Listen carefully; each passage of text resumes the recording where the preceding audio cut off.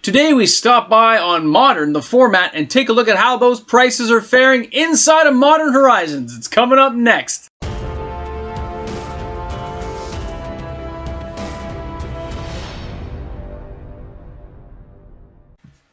Hey guys, welcome back. MTG Moxman here. If you're new and you've somehow found me out there in YouTube land, well, welcome aboard to the Flying Monty Python circus of everything is awesome in the life of Brian.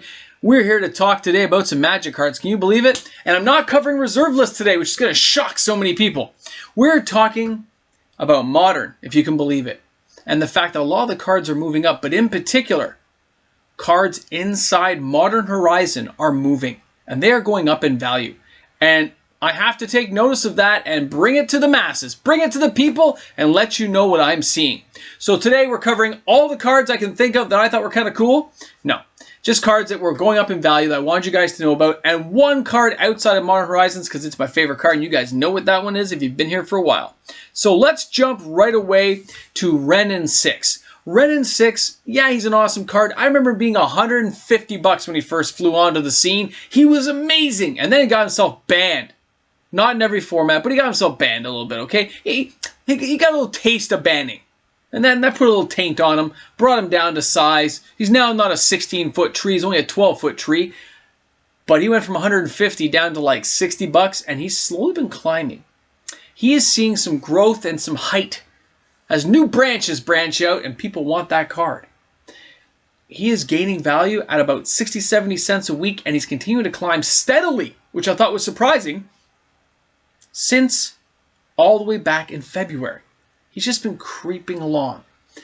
I attribute a lot of this to the fact that Modern Horizons 2 is going to come out. So a lot of the cards I'm showing you today, they're all Modern Horizons. And if Wizards isn't reprinting any of these in Modern Horizons 2 to give new stock, new face to it, these cards are going to go up even more. Because you're waiting a whole year between products. So it's something to keep in mind that if Wizards is printing on a very slim scale for these and not putting them in any specialty products right now, you're going to see a lot of these prices go up as players want them for their decks, for other formats, other games, because he is versatile and used in a lot of decks. Now, the next card I want to talk about is Prismatic Vista. Now, I remember opening some of these. I have some in my binder. I looked at it and said, I remember being $20. I was amazed. $20? That's some serious money on my table. Well, here we are at $33 and still climbing. And it's been reprinted as a Zendikar Rising Expedition. Hasn't slowed the price down. This puppy's still going. And that tells me this is a very sought after card. Now, it has dipped here and there, but it's been a steady rise since December. Just slowly trucking along up that chart saying, I'm awesome! Buy me! And that's what people have been doing. This card continually gets bought week after week, and the sales are across the board, especially for foil ones, which is surprising. So keep an eye on this card. If you have one, hey, you get some value. Now, the next card we're going to talk about is, of course, my favorite Planeswalker of all time, Sarah the Benevolent.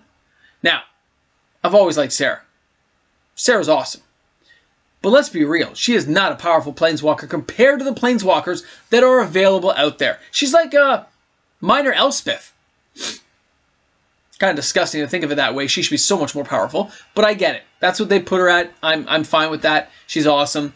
I remember in the Wikipedia stuff though, they talk about her being like a homely lady who looks like she's had kids and worked in the fields and her hands are all cracked. Then you see this picture like, whoa! But as somebody reminded me, in the pre-mending days, she could look any way she wanted. So she could look as ripping, as awesome, as you have lightning bolts coming out of her eyes, whatever she felt like. So she looks like this. And she still makes Sarah Angels, which is pretty cool. But I bought my copies for $7 Canadian. She's at $14.19 American. And I got mine back in, I guess that would be, it's August of 2020 is when I bought my 4 copies at $6 a pop for $24. Look at that now. The foil is like $100. This stuff is creeping up all over the place. Okay, so you got to pay attention to what you're looking for. Look what the prices are at and where they're going to get a real understanding of what you're buying. Because you are risking money in all these type of things. Because Wizard will reprint. Not if, when. Okay, this isn't reserve list stuff. It is awesome cards. And yes, I still buy this stuff. I still like it. I still crack boxes. But you got to look at this and say, you know, understand it'll get reprinted. If you get something cool and you just want to keep it, that's cool. But a lot of times I actually will well, not now actually, but I used to trade stuff in or sell it, write the cards down on a spreadsheet, and rebuy them once they rotated out and lost value, is what I used to do. It was so time consuming. Now I just kind of keep my stuff. Now, the next card, Mox Tantalite. Now, I bought these at $4 each because nobody cared about them. I don't have a lot. I have a couple of play sets, okay? But look what's happened. It's $16.99. This isn't Mox Amber we're talking about. It's Mox Tantalite. But don't forget, this Mox does not have the restriction of being a legendary item. You can put 4 in your deck, depending on what game and format you're playing, but you can put 4 in there. Suspend 3 is not that long to wait if you can get it on turn 1, right? Especially if you have 1 or 2, you can do some damage. It's not a bad card. Yeah, they can still counter it, but it's still tying up their mana and spells if they do that. So Mox Tantalite, congratulations, you are climbing. And guys, if you don't have one, sorry, you should have bought them when they were like $2, $3. Because Mox Tantalite is going up, and it's been creeping up, by the way, since December. Now, the next card to talk about is, and I'm putting this for all their lands, okay? All of these Cycle 1 lands, they've all been climbing up. Now, they're not all this price, though. This is one of the higher ones at $13.65. The low is like 7 and some change. But it's been climbing ever since October. And just slowly going up. You notice this is, and all these climbs are happening after they announced, of course, Modern Horizons 2 and stuff. So this is all happening after the fact, or a lot of it anyway. And it's just creeping up all over the place. And it's not like it's a massive, like, $20 increase. Or like Null Rod that went up like $200. No. You're seeing these creep up 30 cents, 40 cents, 60 cents. It's just inching its way along like a little inchworm. And I guess it's for when LGS is open up. People want to have some of these cards when the new set comes out. You can attribute to a little bit of all of that. But the sales are strong on all these cards across the board. They're selling multiple a week, and they're just, I mean, they're not expensive, right? Now, let's talk about a serious card. No goofing around. All seriousness aside, not a Mox Tantalite. We are talking Force of Negation. Now, I have issue with this card. Number one, I have 6 in my binder right beside me. I didn't really use them in a deck. I didn't really think much of it. Now, remember, it's still like a Force of Will, right? You still counter things. Not as selective, but it's still an amazing card. This thing was like $25, $30 when it came out. It's at $79.41. I could literally trade in 6 and go get my Mox Diamond roughly. That's crazy.